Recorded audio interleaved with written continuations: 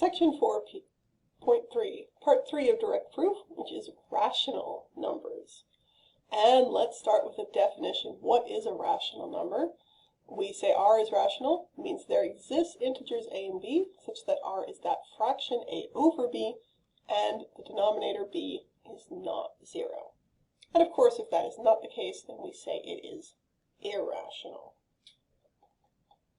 So let's run through a couple examples real quick to remember what numbers are rational versus irrational. So 10 over 3 is rational. It is a quotient. Negative 5 over 39 is also a rational number. 0.281. And generally any decimal can be written as a fraction, so that is also rational. If I have a number like 7, I can write it as 7 over 1. That is rational. 0, I can write as 0 over 1. That is also rational. Now, if 2 is in the denominator, though, it is not rational. So F was not rational. And that last option there, if we've got a repeated decimal. Sorry, I skipped. Is 2 over 0 an irrational number? That is also actually not irrational because it's not a real number, but that is why we try to avoid division by 0. It makes life difficult. What about that repeating decimal? You may have seen this at some point. If not, repeating decimals where we do have that nice pattern, there are ways where we can write that as a fraction. So most repeating decimals are going to be rational numbers. And that last statement, we will get a yes as well. Rational numbers are closed under addition, and so is multiplication.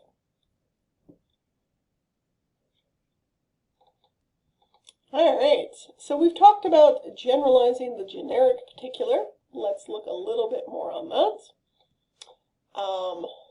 And we do also have a nice little theorem here that every integer is a rational number. So let's do a proof with rational numbers. So my example, we would like to prove that the sum of any two rational numbers is rational. Again, your book's going to kind of talk you through some of your textbook authors' process. I'm going to skim through most of this. You can hopefully read it on your own time. But again, this is some of the process just to help you work through it. And where's my proof? Did I put mine at the end there? I guess I didn't put mine in there.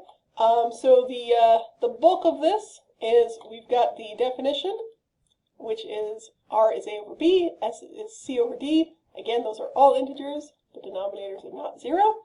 So we start adding. And remember, to add fractions, we do need to have a common denominator, at which point we can add. And this is where we want to be careful.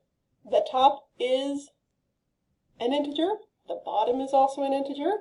And then we also have to check, is the denominator 0? It is not 0. And because of that, that does fit my definition for a rational number. So yes, this is true. I thought I had one nice written proof on one page for that. I guess I don't. All right. As a reminder, if there are things that we have already proved, we certainly can use them. So for example, we've proved that the sum of two even numbers are even. So that is something that we can use. Here's a few other things that we may have proved. And then looking at all of those properties together, we would like to prove if A is any even integer and B is any odd integer, then A squared plus B squared plus 1 all over 2 is an integer. So here is going to be how we're going to go through that. So I'm going to start with property 3, saying that B squared is odd. By property 1, A squared is even, which means by property 5, A squared plus B squared is odd. Because 1 is also odd, I'm using property 2 then to show that the numerator is going to be even.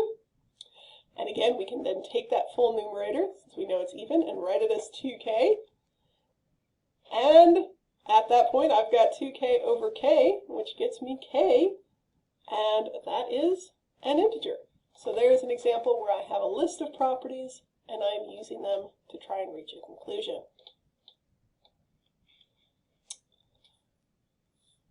And needless to say, that is pretty much that corollary. Here's a little bit more detail on that. Double of a number is just the sum of it with itself. And again, we can either write as r plus r or as 2r, and we are pretty much using that theorem that we did just use a few minutes ago. So we've got pretty much the same type of proofs that we've seen in the last two sections. The only difference now is we will be dealing with rational and irrational numbers. So that is everything in section 4.3.